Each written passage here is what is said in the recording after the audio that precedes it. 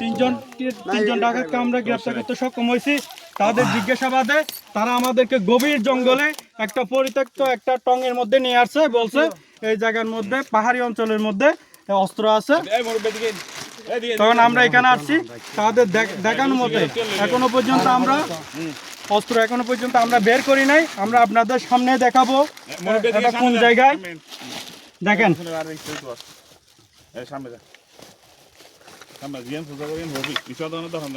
এটা হচ্ছে লম্বা বন্দুকের খুলে রাখছে নল। ও আচ্ছা, এটা হলো অস্ত্র একটাই, একটা আলাদা ভাবে এটা খুলে করে রাখছে। পরে ফিট করবে আর কি।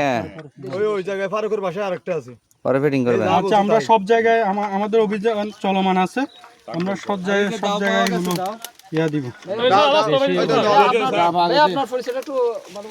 আমি এসআই আরকান।